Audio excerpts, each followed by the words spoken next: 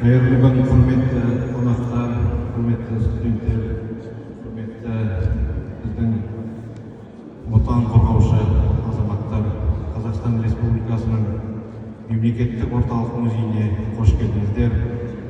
Өздеріңізге белгілі, былтыр ғана мемлекет басшысы Қасым-Жомарт Тоқаев Атыраудағы ұлттық құрылтайда сөйлеген сөзінде осы еліміздегі осы 25 жылы болатын айтулы мерекелерге ерекше тоқталып, оның ішінде ұлы жеңістің 80 жылдығына арналған іс-шараларды өткізуді тапсырған болатын.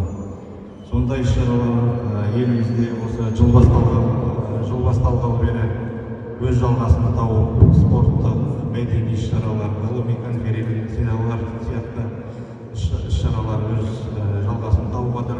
Бүгін біздің музейде осы іс-шаралардың жалғасы ретінде көптеген іс-шаралар биылға жоспарланып отыр. Сол іс-шараларды атап айтатын болсақ,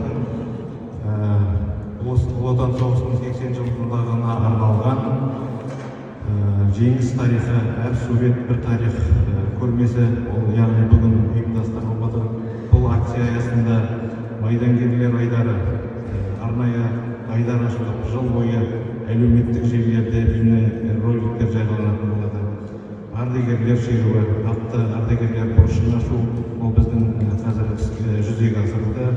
Ұлы жеңістің тағылымы фото көрмесі, музейге сый акциясы, соғыс жылдарындағы әндер, біз осы ай басталғалы бері челлендж ұйымдастырып, осы республика бойынша көптеген мекемелерге жолдап жатқан жайымыз бар.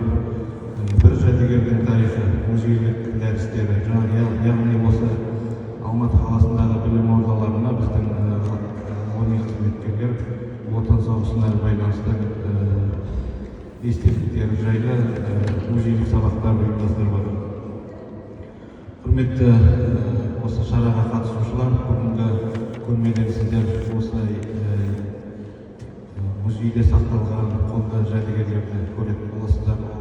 Талғат Бигелдиновке, Шүкір Сергей Луганскийға, көптеген біздің осы Отан соғысында ерлікпен қызмет еткен, қаза тапқан біздің бабаларымыз жайлы түрлі естелік фотоларды, құнды жәдігерлерді көретін боласыздар.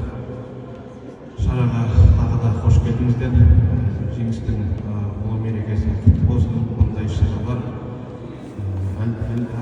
алдағы уақытта да өз жалғасын табатын болады. Үлкен рахмет.